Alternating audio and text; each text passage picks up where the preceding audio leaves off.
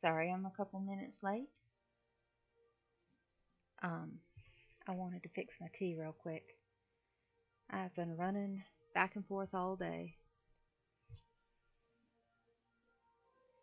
So, uh, see, earlier today I wanted to see about doing an animation, but I didn't really get a chance to. There we go. I didn't really get a chance to make anything work.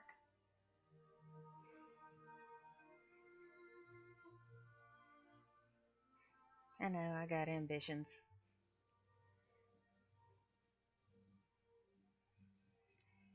So let me see. Um, it's not terribly exciting to work on backgrounds. Um, what should we do today?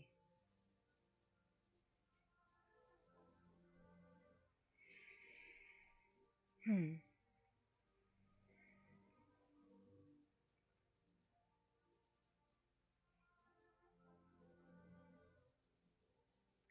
Oh, right. I am supposed to put up my Restream dashboard.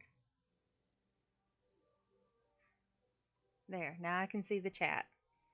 So if you're on Twitch or YouTube, I'll be able to see you in the chat. If you have any questions, let me know. So here, I had a few sketches I was working on. A little bit of basic anatomy. Um, yeah, some of them look really terrible. But what's really nice about living out here in the country is that I can just look out the window really and see deer. They come right up to the windows of my house. You know, my house is pretty quiet.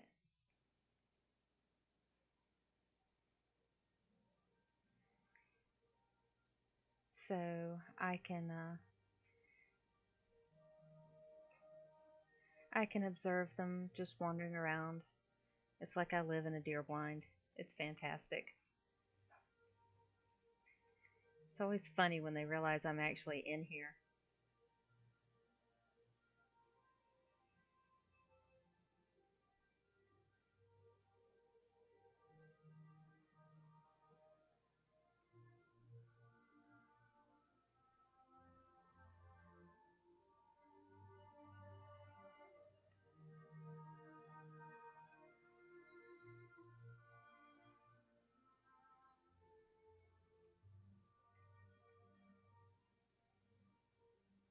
So actually today I saw a deer, wandering right past my window.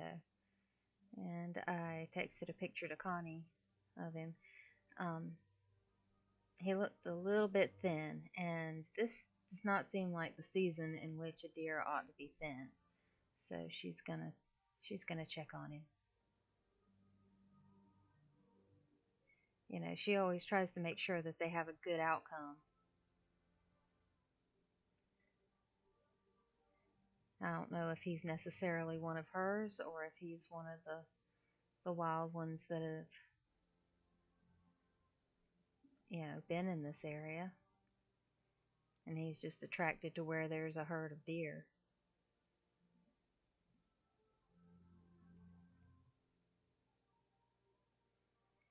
But yeah, this one looked a lot smaller than the two big goobers that come hang out in my front yard and think I can't see them.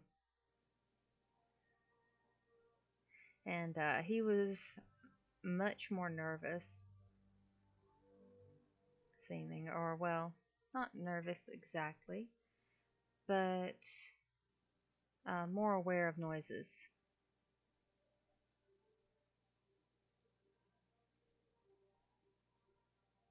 Okay, let's see if I can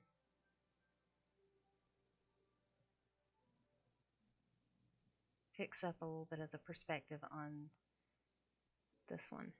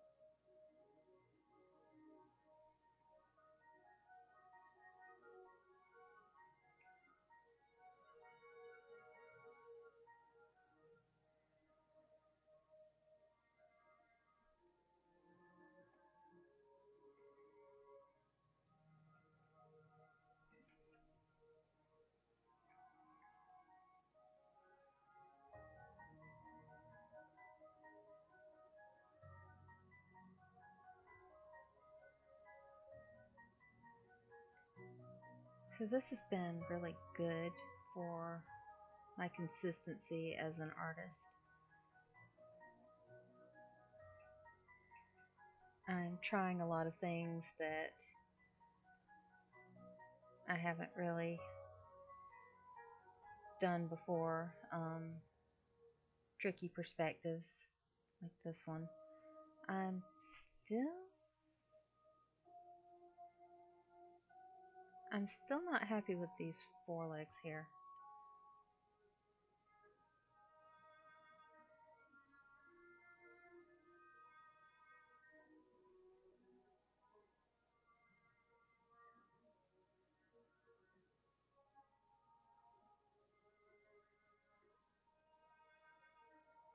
Okay, that must have been what I wanted to do.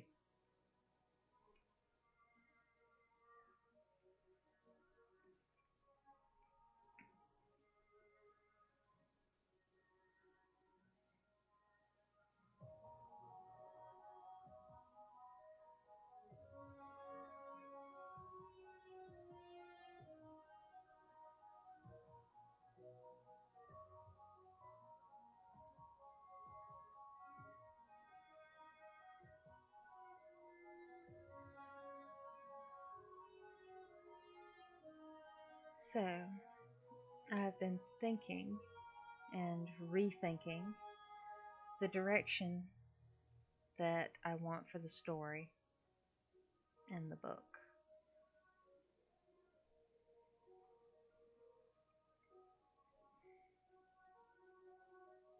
It's a little early to start painting this page, but why not?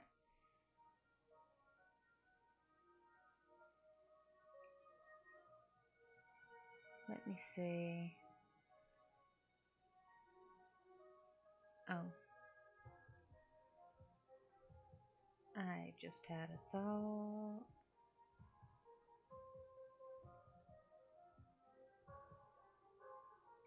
Let's resize this, do something else with the placement.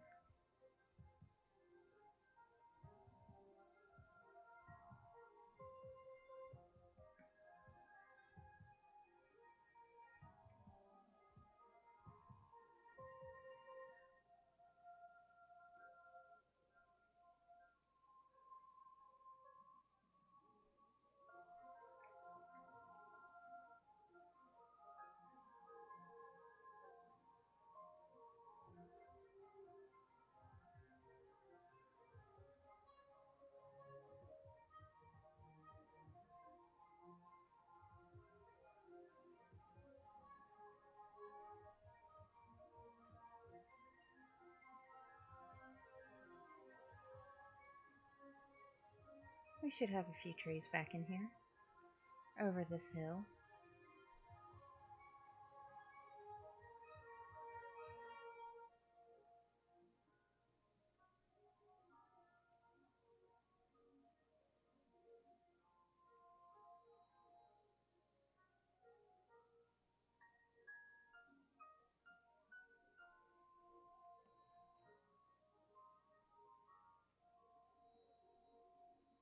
So I think it would be kind of interesting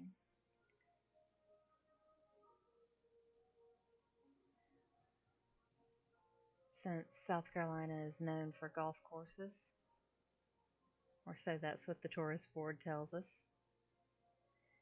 to have some deer out on the golf course.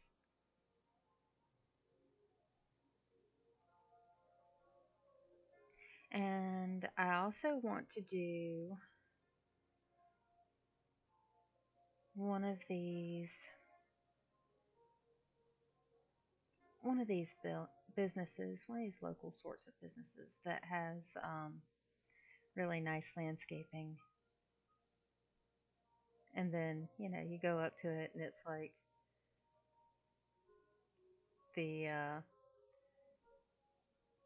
it's like a factory or a warehouse, but at least it's got nice uh, landscaping and crepe myrtles.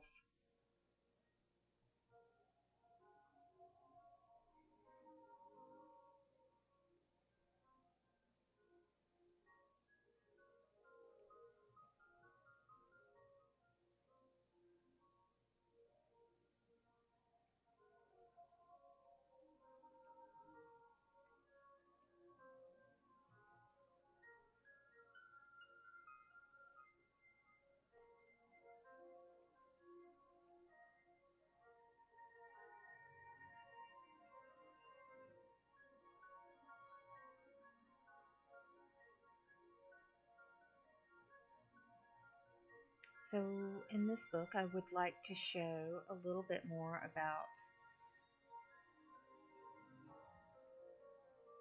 how the wildlife is already here,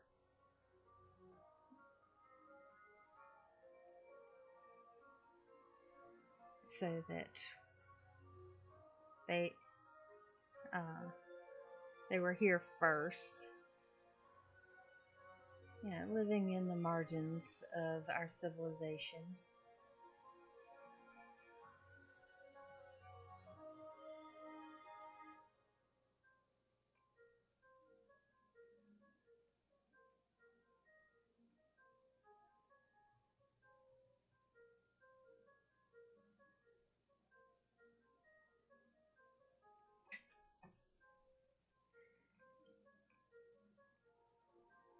Um, Frequently unnoticed.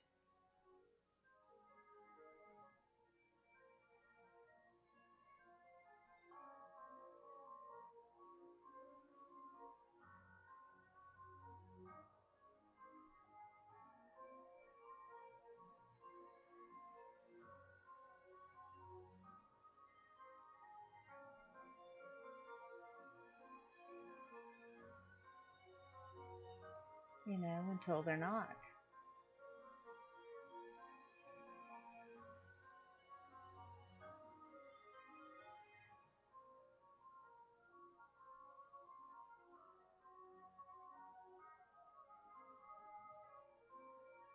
And the wildlife is better off when they leave us alone and we leave them alone.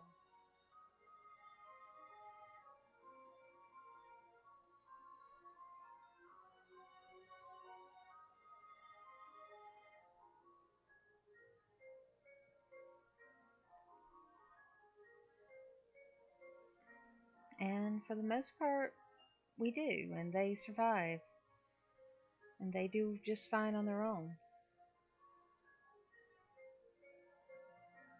Let's see. But sometimes they need help. And a lot of the times it's because someone didn't leave them alone.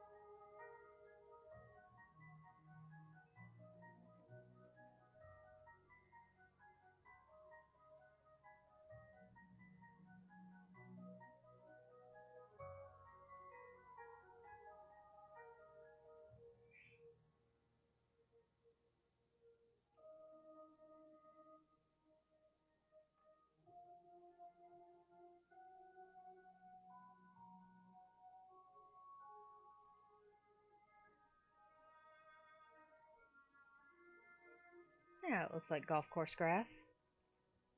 Let's see, we'll want a, not vivid, but we will want a shade lighter.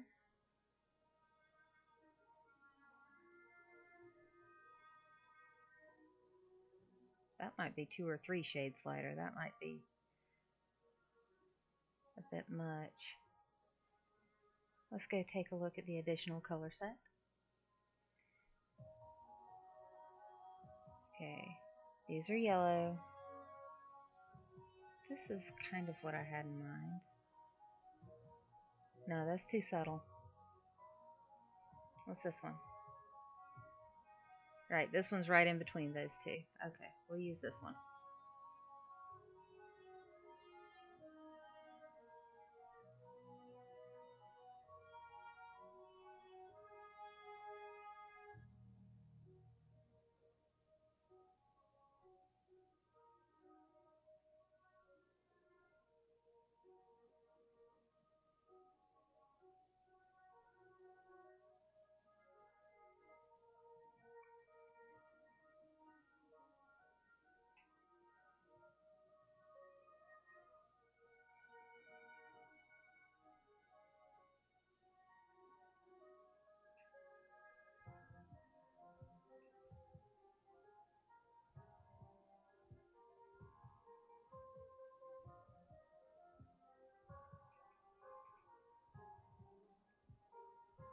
Ta-da! Instant golf course.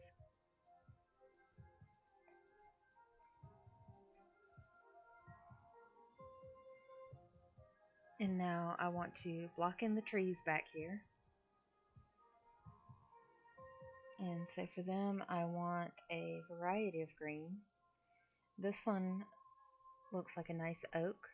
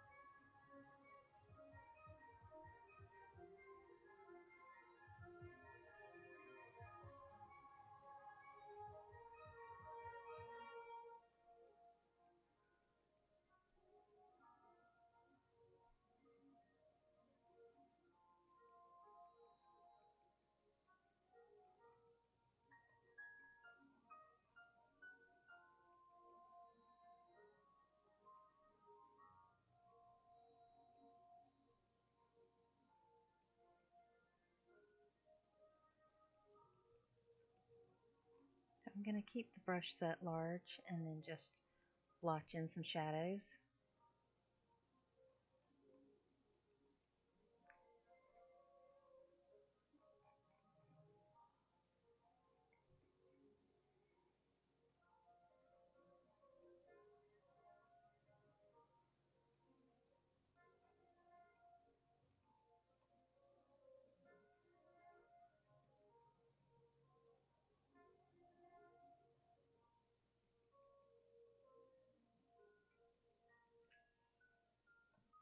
So yeah, you might be noticing that I am covering up my lovely deer that I sketched in earlier. It's okay. They're on a separate layer. So I can always select that layer and pop it on top of what I'm doing. And so I will also come back and paint on top of this layer that I'm painting now.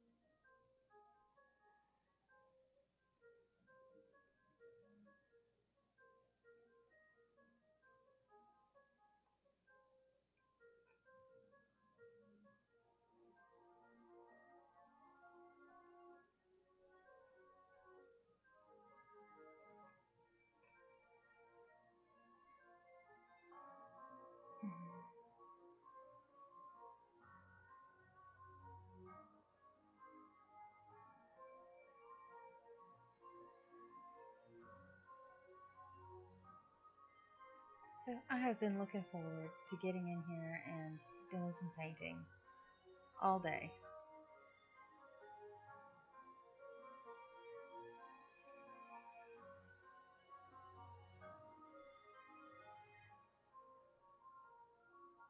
Spending time with y'all is turning into the best part of my day. And that even holds true if you are not watching me live right now. Just the thought that um, watching my stream sometime in the future is going to be just what you needed to get through your day too. It's a good thought to have.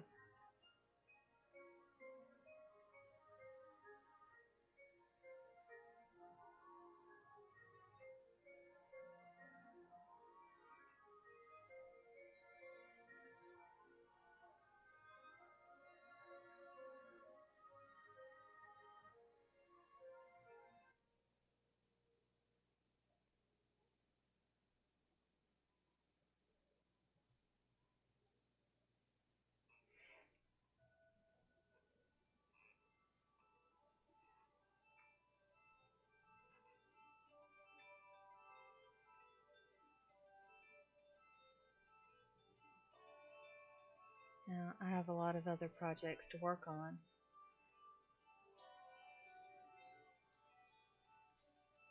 but I'm finding now, that it's very helpful to have a set time to come and focus on one, and you're helping me do that.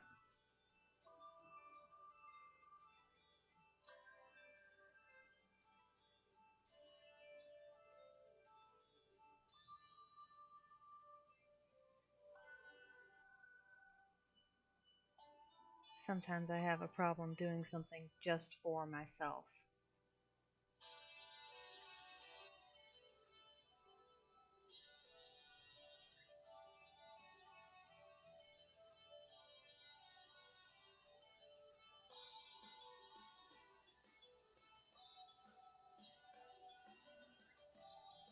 But with doing the art stream like this, um,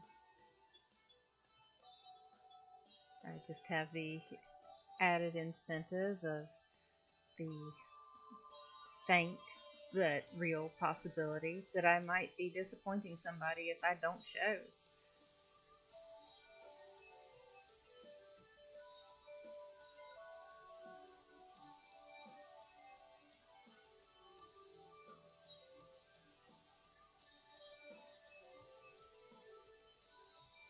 So of course I'm going to show.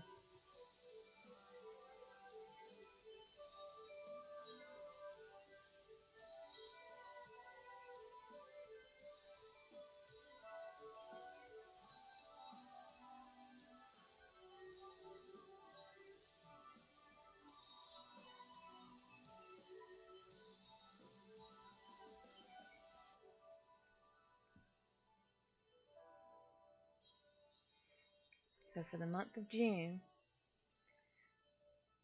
this is what I'm doing at 8 o'clock every night.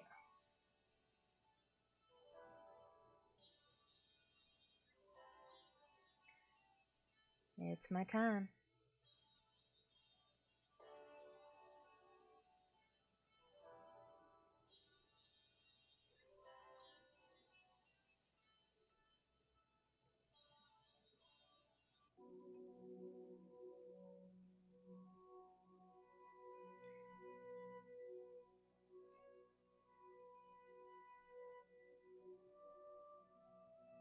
So I know it may not be possible for everybody to set aside this time to come and watch, but I'm saving all my streams on YouTube so you can follow me there.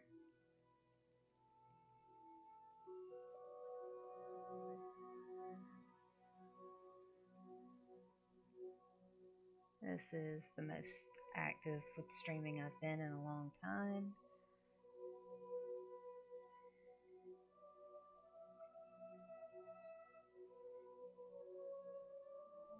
because I was focusing so much on,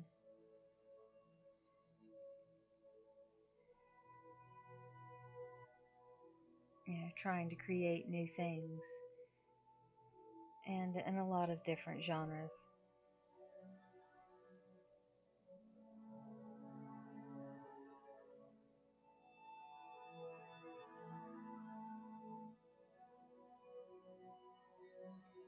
And in media too, as well.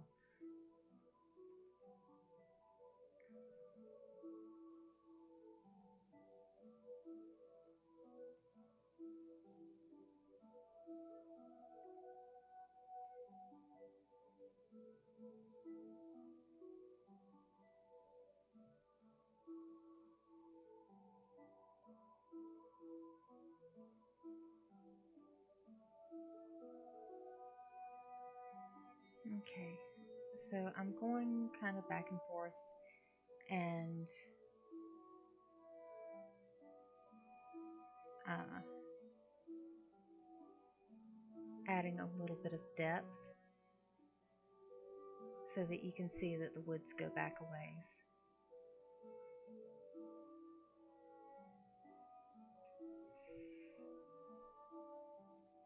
And I also want to come back in here and on a layer behind this, I want to put some nice blue sky.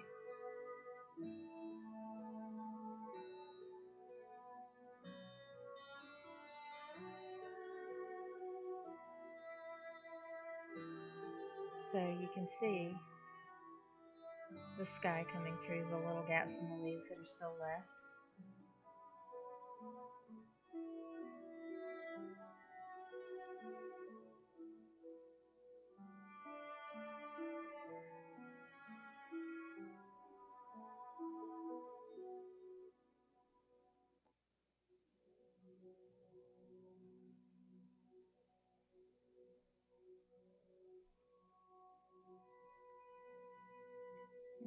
Okay, let's go back to a smaller brush. We'll add a new layer. Wait, what's going on? Okay, select that again. Alright, add a new layer. Raster layer because I'm not drawing in vectors. I'm not good at vectors.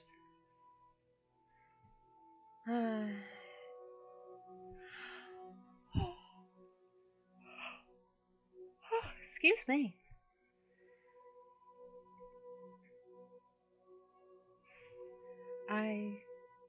Oh, I should sketch in a few tree trunks before I get sidetracked into painting deer again. Let's try a little wider. Like I sketched in all these tree trunks, but I'm not done with them.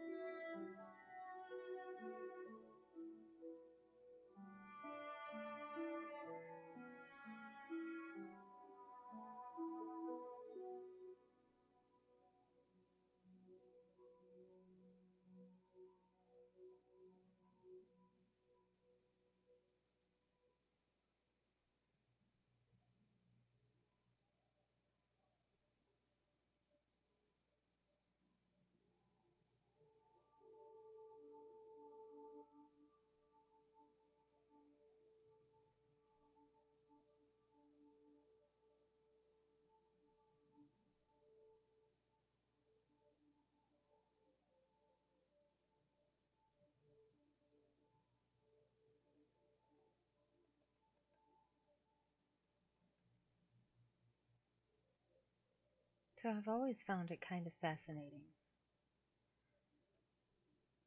the way wild animals can just live um, right in the midst of anything, really. In a subdivision, in a city, in an office complex, and they're just out there living their lives, and usually things go pretty decently.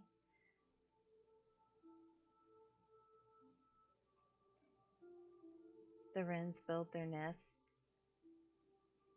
in the gutter or in the crook of the gutter and or the downspout.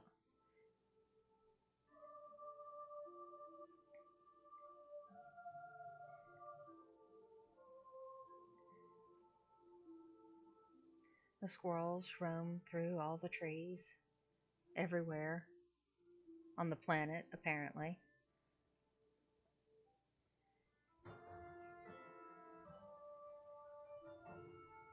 and climb fences and raid bird feeders.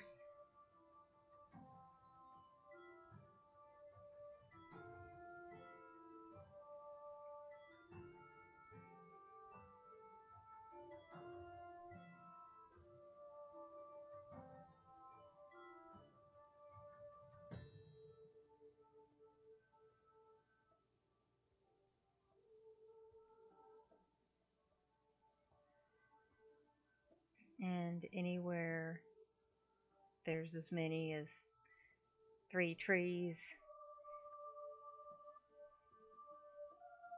and a little bit of water, you're going to find a herd of deer.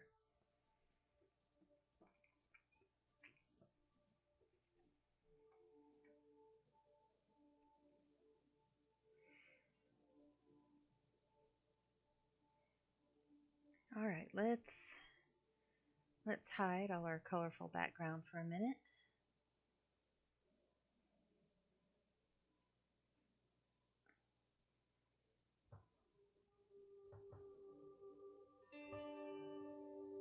And in our new layer, number 5,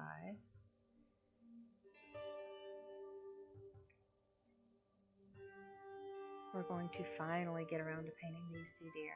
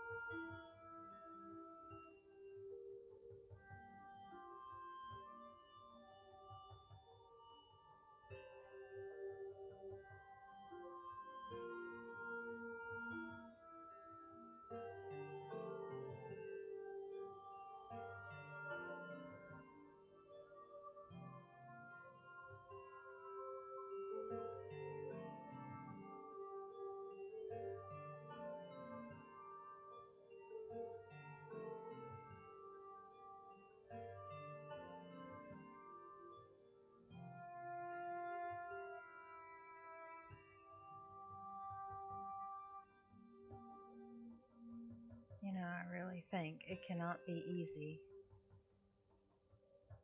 to live in such close proximity to people. And I say this as a people.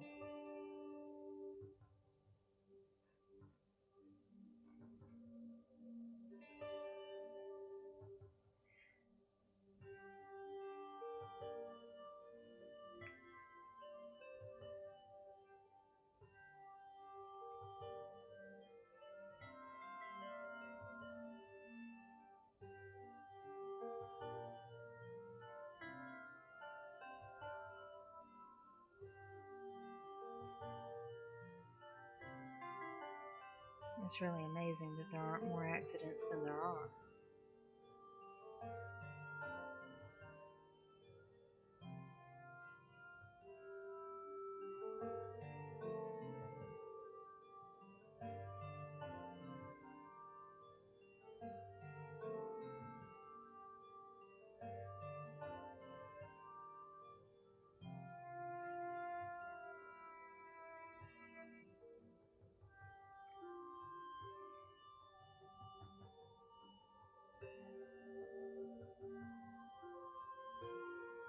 But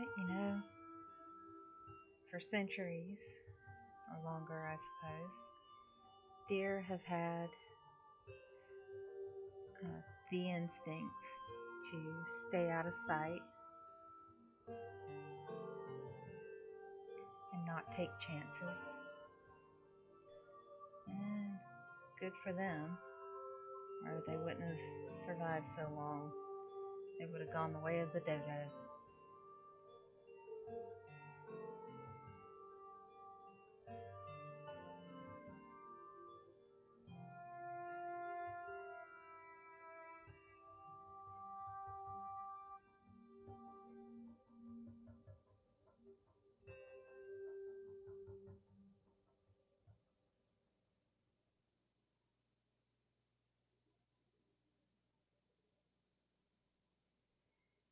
So they'll be out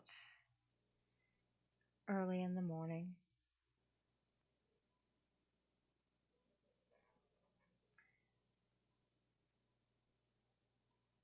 before the sun's fully up,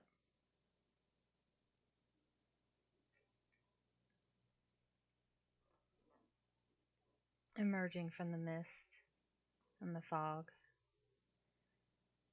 leaping across the road, scaring you half to death.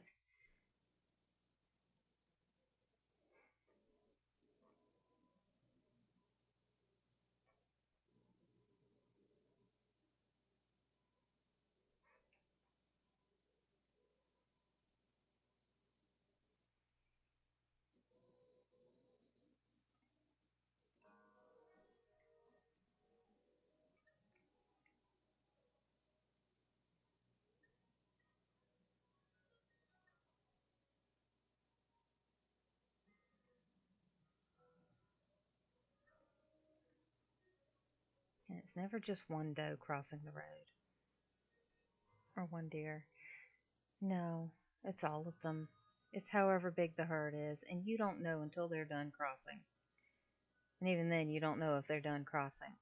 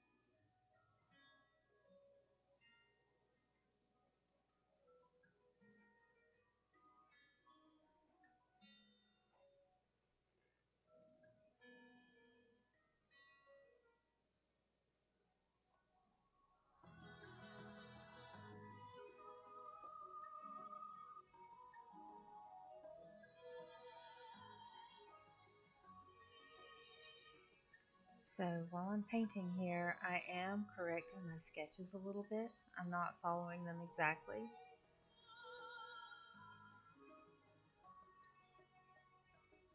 because these are kind of old sketches, and I have since had the opportunity to observe a little bit more,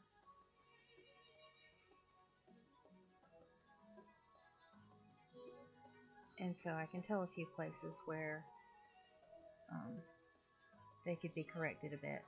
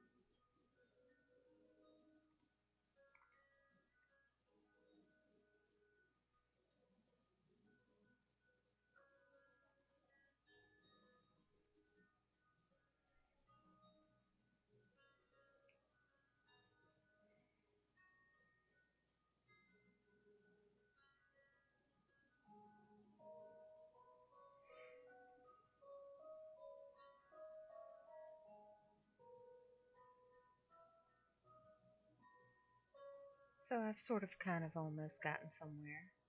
I'm not yet entirely satisfied.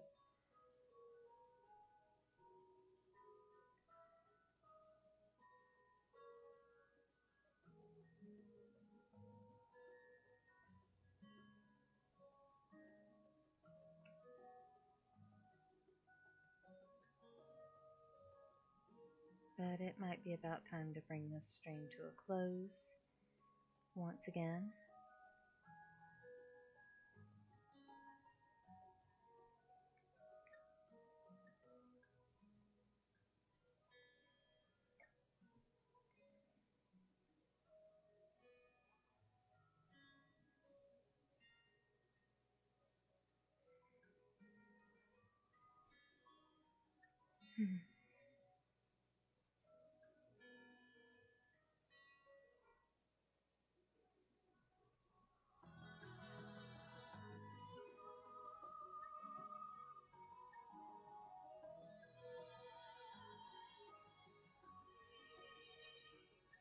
So let me at least finish blocking in this one.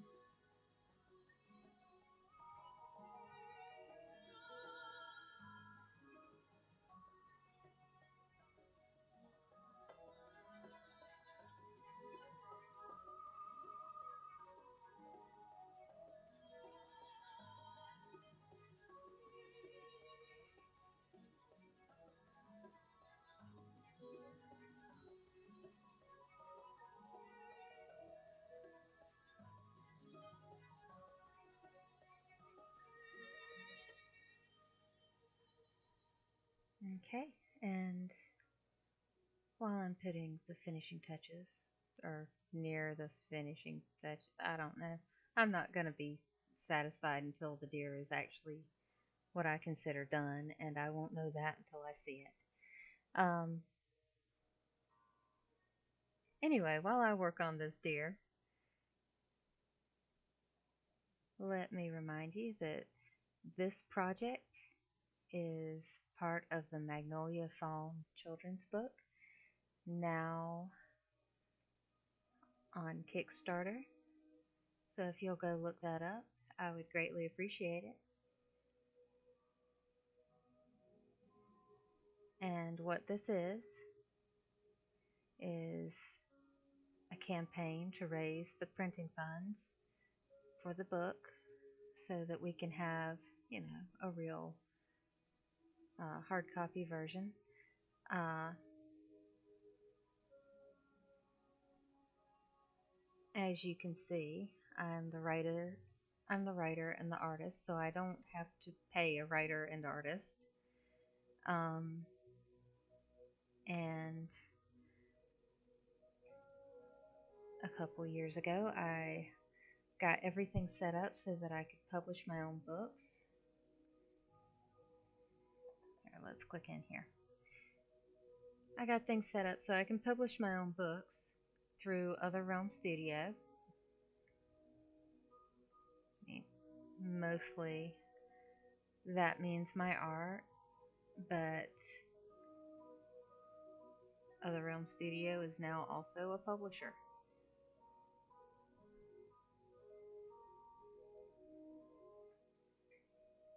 Because I have made it so.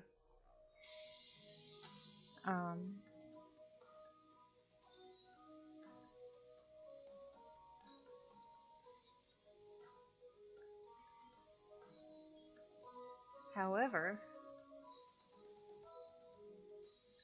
even though I have everything set up to publish and everything set up to create the book, I would really love to get some pre-orders to cover the costs of printing the book. You know, it's really hard to just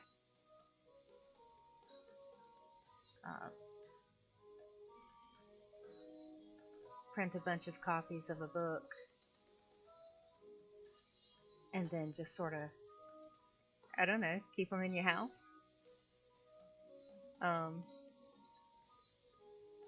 Until you find an event to go to sell the books. So I try not to have too much extra as far as books on hand, just because of the upfront cost of printing them and shipping them, of course. So what the Kickstarter is for is to raise that initial cost so that I can get the initial print run, you know, paid for and shipped out here, and then Connie and I will sign them and ship them out to the people who pledged for them in the campaign. And now if the campaign does not fulfill, then nobody's card will be charged. Nothing happens, pretty much. That's it. And I had originally had a timeline where I would be able to ship the books, to print and have the book shipped here, and be able to get them signed and sent out to the backers and everything. And all that would be done by Christmas this year. You know, November actually.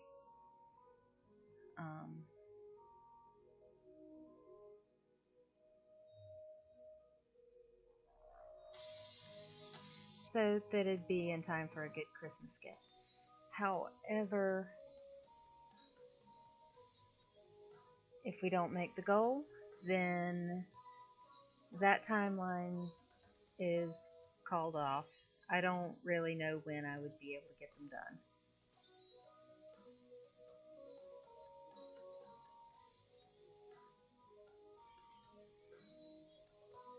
You know, just because it's a lot of time and expense and stuff to get books printed.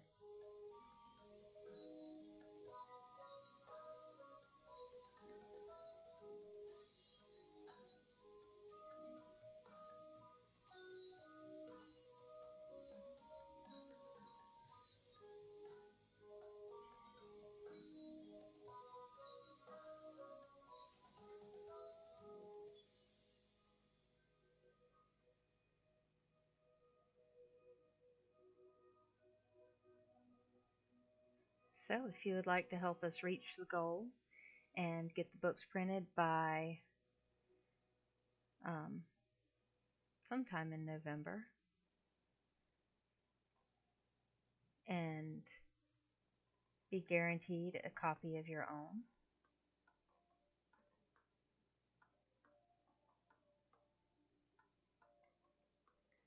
then you can go visit Kickstarter.com and search Magnolia Fawn Children's Book.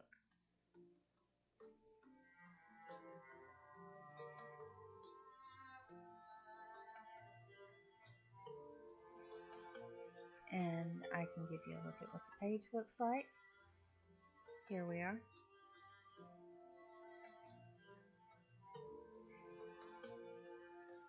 And not only is it going to be an absolutely beautiful book, but I also have this art print here. It's printed at 8.5 by 11, but there is also a tiny light green border at the 8 by 10 mark.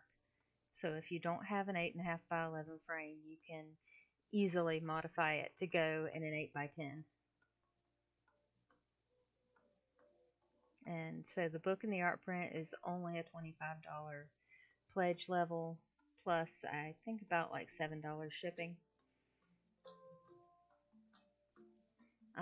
Or you can get the signed paperback alone for $12. Again, $7 shipping. I can't seem to get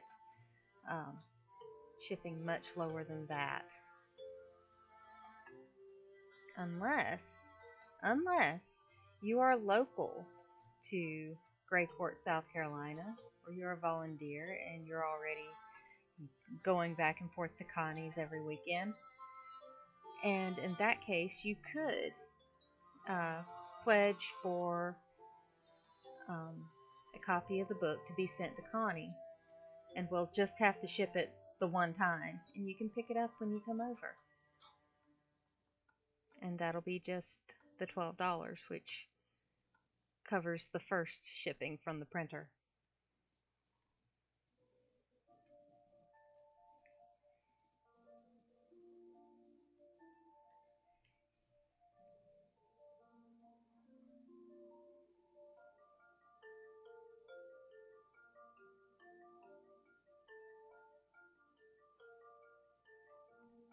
And also, you can follow Connie at Magnolia Fawn Rescue on Facebook, on Instagram, on TikTok, and you can see the videos of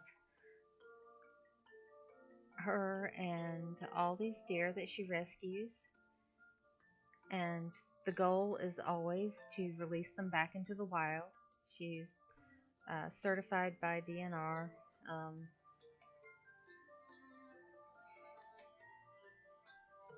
She's really the person to call in the upstate, pretty much. She has, at last I heard, 91 deer, but it's probably more than that now.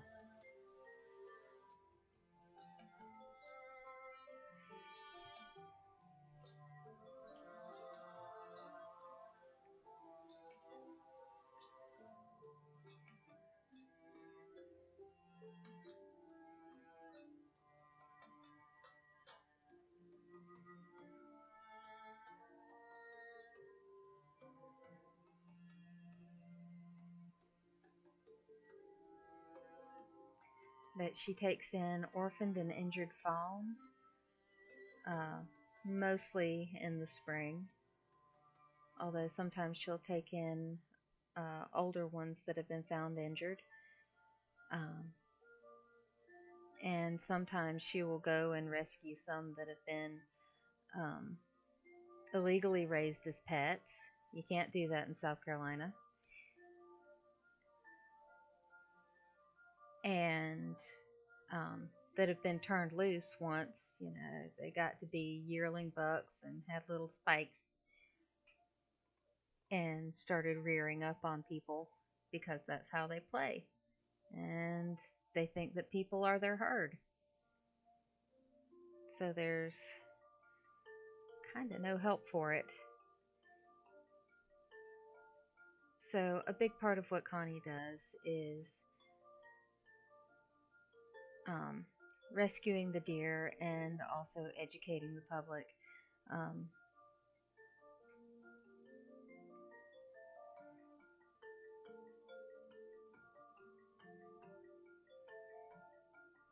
And making sure that when they're released, they have a good outcome. So she does her best to teach them to be wild deer while they're here at Magnolia Fallen Rescue. And it takes a lot of specialized training. It's not at all instinctive for people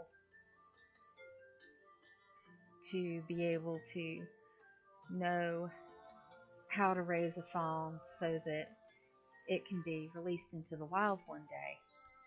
So, people do their best, and uh, it's impressive that the deer survive at all sometimes,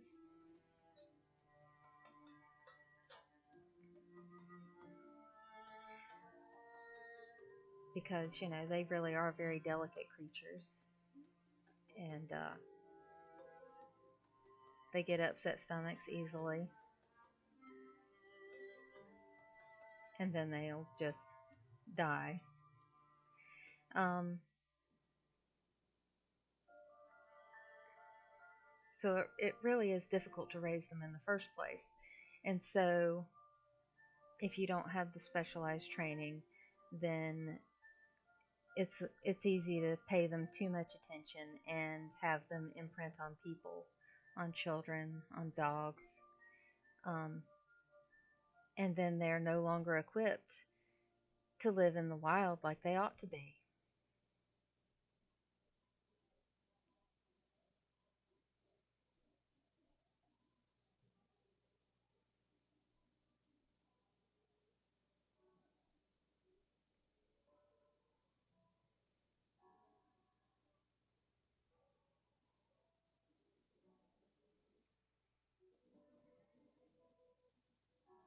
Okay, so let's give this a save.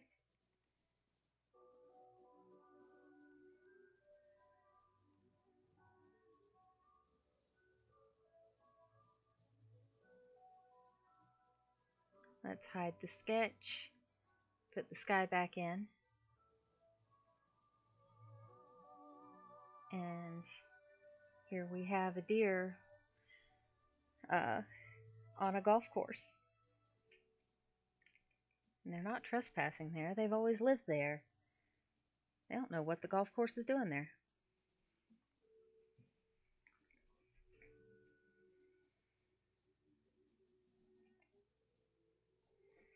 So I do need to neaten it up a little bit. Um, but I'm pretty happy with where it is, how things are coming together.